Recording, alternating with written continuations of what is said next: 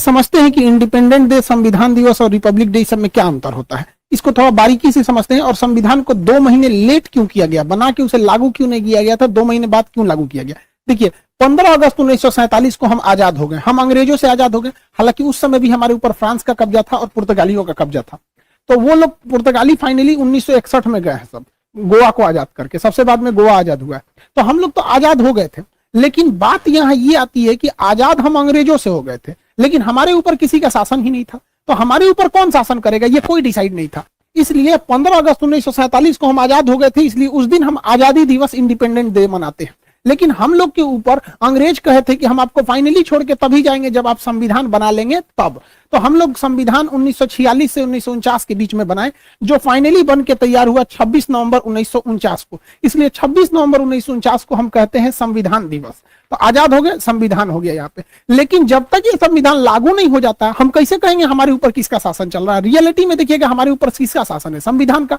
Supreme court, प्रधानमंत्री, राष्ट्रपति, नीचे से ऊपर तक सब संविधान के अधीन काम करते हैं। तो संविधान बन गया था लेकिन लागू ही नहीं हुआ था। इसे 2 महीना बाद लागू किया गया। 26 नवंबर 1949 से 2 महीना जोड़ेंगे तो वो 26 जनवरी 1950 हो जाएगा। जिस दिन संविधान लागू हुआ उस दिन हम लोग मनाते हैं रिपब्लिक डे। और रिपब्लिक डे का मतलब होता है भारत एक रिपब्लिक है, अर्थात यहाँ के राष्ट्रपति जो हैं वो खानदानी नहीं होंगे, वंशानुगत नहीं होंगे, बल्कि चुन के आएंगे। राष्ट्रपति और प्रधानमंत्री हम लोग के यहाँ चुन के आते हैं और इन्हीं लोग का हमारे ऊपर शासन रहेगा। इस वजह से जिस दिन हम आजाद हुए उस दिन को हम 15 अगस्त यानी स्वतंत्रता दिवस, इंडिपेंडेंट मनाते हैं। संविधान जिस दिन बनकर तैयार हुआ था कि उसको मनाते हैं 26 नवंबर को संविधान दिवस। लेकिन जिस समय हमारे ऊपर उस संविधान को लागू कर दिया गया, हम लोगों को संविधान के अधीन किया गया, उस दिन को हम मनाते हैं 26 जनवरी के रूप में, रिपब्लिक डे के दिन।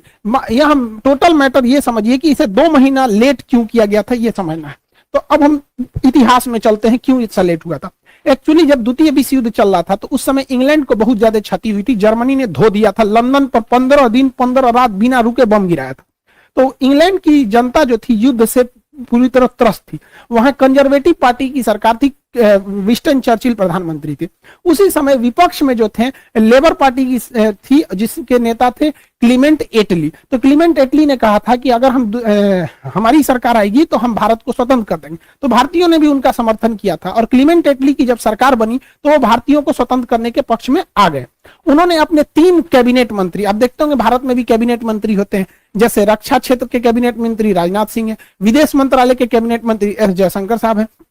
तो अलग अलग कैबिनेट मंत्री होते हैं। तो उन्होंने अपने 3 कैबिनेट मंत्रियों को भारत भेजा, जिसको 1946 में वो भारत आए थे, जिस वजह से इसे कहा गया कैबिनेट मिशन। अब ये कैबिनेट मिशन जो था इसमें 3 सदस्य थे। एक का नाम था क्रिप्स, अलेक्जेंडर और लॉरेंस। ये ट्रिक याद रखिएगा, एग्जाम में पूछता है। क्रिप्स, अलेक्जेंडर और लॉरेंस, ये 3 सदस्य थे। इसका लीडर कौन था, तो इसका भी ट्रिक है। एल से होता है लीडर, एल से हो जाएगा पैंथिक लॉरेंस। तो लॉरेंस ही इसका लीडर था। एग्जाम प्रोस्पेक्टिव से इसे याद रखिएगा, डेट और किसमें कितने सदस्य थे। ये 3 लोग हैं, इन्होंने भारत को 3 बड़े काम करने को दिए।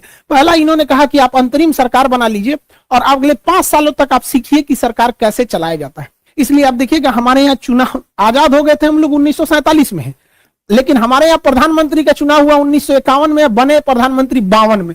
यानी ये 5 साल जो सरकार चली थी वो अंतरिम सरकार चली थी, हम लोग की ओरिजिनल सरकार नहीं थी।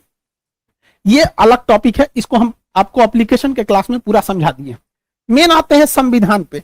इसी कैबिनेट मिशन में इन लोगों ने कहा कि आप लोग अपना एक संविधान बना लीजिए, जब तक संविधान पूरी तरह से लागू नहीं हो जाता हम आप लोग की देखरेख करेंगे, जैसे लागू हो जाएगा हम चले जाएंगे।